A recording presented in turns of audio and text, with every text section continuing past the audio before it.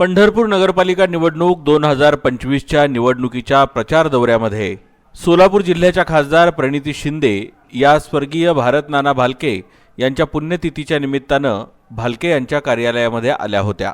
त्यांनी आपल्या मनोगतामध्ये व्यक्त होत असताना काँग्रेस सरकारनं महिलांसाठी आरक्षण दिल्यामुळे त्या आरक्षणाचा लाभ हा संपूर्ण देशभरामध्ये सर्वपक्षीय महिलांना होत असल्याचं सांगितलं। पंढरपूर हे तीर्थक्षेत्र आहे। या शहरातील नगरपालिकेच्या निवडणुकीकडे संपूर्ण राज्याचं लक्ष आहे।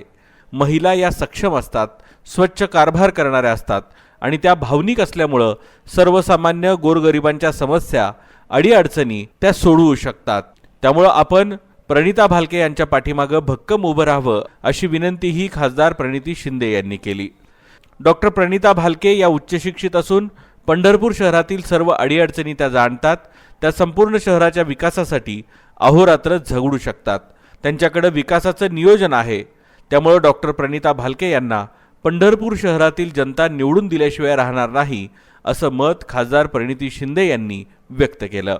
भाजपच्या सरकारनं निवडणुकीच्या काळामध्ये निवडणुकीतील घोटाळे न केल्यास तीर्थक्षेत्र विकास आघाडीच्या नगराध्यक्षपदाच्या उमेदवार डॉक्टर प्रणिता भालके आणि त्यांचे सहकारी नगरसेवक 100% निवडून येतील। निवडणुकीपूर्वीच भारतीय जनता पार्टीच्या मंडळींकडून अंदाज व्यक्त होऊ लागलेत, परंतु सर्वसामान्य जनतेने ही निवडणूक हातात घेतली आहे। त्यामुळे भाजपचे सर्व अंदाज चुकीचे ठरणार आहेत। यावेळी उपस्थित पंढरपूर नगरपालिकेच्या नगराध्यक्षपदाच्या उमेदवार प्रणिता भालके, किरण घाडगे आणि अन्य मान्यवर मंडळींनीही जनतेकडे आपल्यालाच निवडून देण्याची विनंती केली। जर फेअर अँड फ्री इलेक्शन झालं, कोणत्याही सरकारचा दबाव कशावर लोकांवर पैशाच्या माध्यमातून किंवा EVM मशीनवर किंवा वोटर लिस्टवर नसला तर 100% महाविकास आघाडी आणि जेवढे आमच्या आघाड्या जे BJPच्या विरोधात लढत आहेत नक्कीच आमचा त्या ठिकाणी विजय होईल।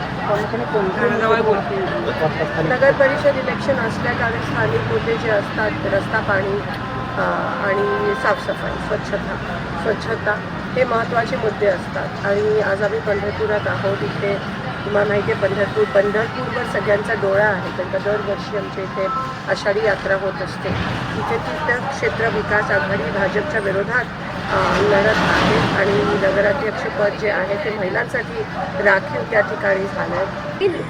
मतदारांवर कोणत्याही प्रकारचा दबाव किंवा कोणत्याही प्रकारचं मॅनिप्युलेशन न करता ही इलेक्शन लढावी।